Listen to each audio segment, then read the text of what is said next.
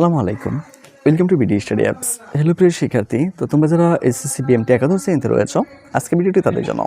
তো আজকে আমাদের টপিক হচ্ছে মূলত আমরা হিসাব বিজ্ঞানে আরেকটি অঙ্ক করবো, সেটা হচ্ছে রেও মিল। তো আমি তোমাদের ইতিপূর্বে অনেকগুলো অঙ্ক দিয়েছি, তো সেটা তোমরা দেখতে পেরেছ। তো আমাদের আজকে টপিক হচ্ছে রেও মিল নিয়ে। তো তোমাদের আরেকটা কথা বলতে চাই যে তোমরা যারা একাদশ শ্রেণীতে রয়েছো, তো তোমাদের জন্য রয়েছে আমাদের স্পেশাল সাজেশন। এবং তোমরা হয়তো অনেকেই জানো যে আমাদের একটা ভিডিও স্পেশাল গ্রুপ রয়েছে। তো তুমি যদি সেই গ্রুপে অ্যাড হতে পারো, তাহলে কিন্তু তুমি সকল বিষয় খুব সহজে জানতে পারবে। তো সেই গ্রুপে অ্যাড হতে হলে তোমাকে যেটা করতে হবে, আমাদের সাজেশনগুলো নিতে হবে, কারণ আমাদের সাজেশনগুলো যারা পারচেস করে নেয় একমাত্র তারাই কিন্তু এই গ্রুপে অ্যাড হতে পারে। আর এই জন্য তোমাকে যেটা করতে হবে, তুমি যদি আমাদের সাজেশন নিতে চাও, অবশ্যই আমাদের স্ক্রিনে যে নাম্বার দেওয়া রয়েছে সেখানে তোমরা নক করতে পারো। আর এই জন্য তোমাকে কিন্তু 510 টাকা পেমেন্ট করতে হবে। তা আমি আবার বলছি, এটা কিন্তু ফ্রি নয়, এটা কিন্তু পেইড। তো চলো মূল টপিকে ফিরে আসি এত কথা না বলে। তো আমাদের রেও মিল তৈরি করতে হবে। তো রেও মিল মূলত তেমন কিছুই না। তো এটা জাস্ট এখানে যে এন্ট্রিগুলো আছে, ডেবিটারে ডেবিট পাশে বসাবে, ক্রেডিটারে ক্রেডিট পাশে বসাবে, তাহলে কিন্তু রেও মিল হয়ে যাবে। হ্যাঁ, তো আমরা একটু দেখি। মেসেস আমানুল্লাহ অ্যান্ড কোং এর নিম্নোক্ত খতিয়ান উদ্ধৃতগুলো 2018 সালে এটা 31 ডিসেম্বর তারিখে একটি রেও মিল তৈরি করতে হবে। ঠিক আছে, দেখি তারা কি এন্ট্রিগুলো দিয়ে দিয়েছে। তো বিবরণ টাকা, প্রারম্ভিক মজুদ পণ্য 7,000 টাকা। তো প্রারম্ভিক মজুদ পণ্য কারা কয় সেটা তোমরা অনেকেই জানো, তো যারা জানো না তাদের জন্য বলে দিচ্ছি। ধরো তুমি এই বছরে একটা কারখানাতে কাজ শুরু করেছিলে কিছু কাঁচামাল নিয়ে, তো দেখা গেছে কি বছর শেষে তোমার কিছু কাঁচামাল রয়ে গেছে। তো ওই যে কাঁচামালটা যে রয়ে গেলো, এটা কিন্তু এই বছর তুমি আর ব্যবহার করতে পারবে না, সেটা সামনে আরেকটা বছর চলে আসবে। ওই বছরের শুরুতে যে তুমি এই বছরে যে কাঁচামালটা পাইলা, এটা হইতেছে মূলত ওই বছরের প্রারম্ভিক মজুদ পণ্য। তো আমরা যে এখানে প্রারম্ভিক মজুদ পণ্যটা পাইলাম হইতেছে 7,000 টাকা। এটা বিগত বছরে ছিল, ঠিক আছে, গত বছরে ছিল। এবছর প্রথমে এসে আর কি এন্ট্রিটা যোগ হয়েছে। তো ক্রয় বিক্রয়, ক্রয় ফেরত, ক্রয় বিক্রয় তো তোমরা বুঝো। ক্রয় ফেরত মানে কি, তোমার কাছ থেকে ক্রয় করে নিয়েছিল, তার পছন্দ হয়েছে না, ফেরত দিয়ে দিয়েছে। বিক্রয় ফেরত সেম কাহিনী। বিবিধ দেনাদার, দেনাদার তো তোমরা বুঝোই, মানে তুমি যদি দারো কারো কাছে পণ্য বিক্রি করো, সেটাই হচ্ছে তোমার দেনাদার। ব্যাংক জমাতিরিক্ত, মানে ব্যাংকের উপরে তুমি যে জমাটা দিয়েছো সেটার অতিরিক্ত। যন্ত্রপাতি, পানি, বিদ্যুৎ, মাল খরচের খরচ।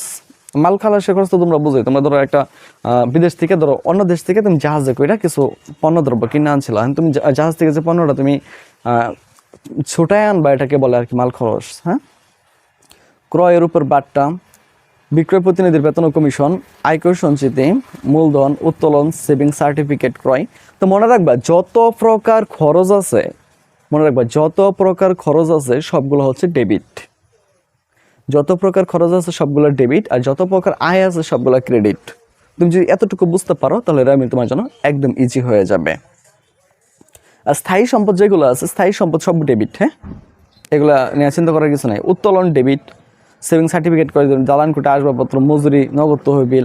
ঋণটা কিন্তু ক্রেডিট হবে। হ্যাঁ, যত দায় আছে দায়গুলো হবে ক্রেডিট, আর যত প্রকার খরচ আছে সবগুলো হবে কি ডেবিট।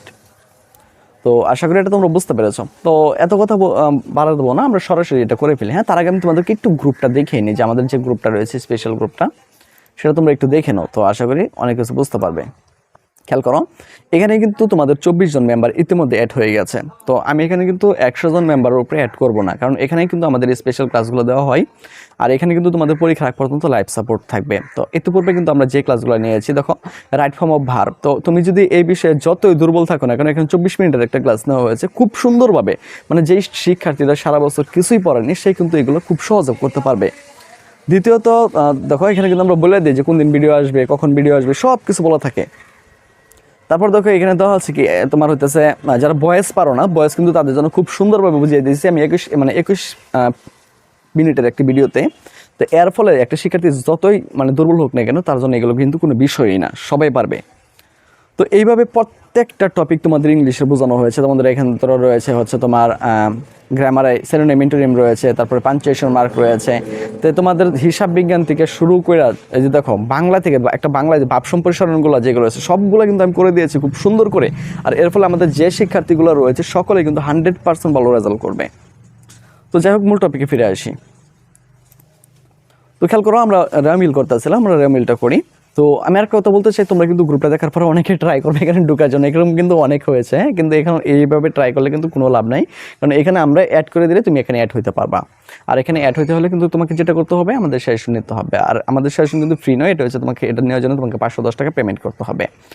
সেটা তোমার বিকাশও হতে পারে, নগদও হতে পারে। এরপরে কিন্তু তোমাকে এখানে অ্যাড করে দেওয়া হবে। তো শুধু তোমরা মূলত মেসেঞ্জারে বা ফেসবুক পেজে বা হোয়াটসঅ্যাপে শুধু শুধু এই বিষয়টা নিয়ে বিরক্ত করো না। তো তোমরা একমাত্র যারা আমাদের সাজেশনগুলো নেবে তারাই কিন্তু আমাদেরকে নক করবে। তো চলো আমরা রেমিলটা করি। এই জন্য আমাদের যেটা করতে হবে, একটা গড় করতে হবে। হ্যাঁ, এখানে আমাদের যেটা করতে হবে, আমরা 6টা গড় করবো। একটা হচ্ছে ক্রমিক নং, তুমি চাইলে ক্রমিক নং দিতে পারো, না চাইলে নাও দিতে পারো, কোনো প্রবলেম নাই, কিন্তু ক্রমিক নং দিয়ে দিও, এটা সবচেয়ে বেটার হয়। ক্রমিক নং, বিবরণ, ক্ষতিয়ন পৃষ্ঠা, ডেবিট টাকা, ক্রেডিট টাকা। এখন আমরা যেটা করবো, ডেবিটটার ডেবিট পাশে, ক্রেডিটের ক্রেডিট পাশে দিয়ে দেবো, তাহলেই শেষ।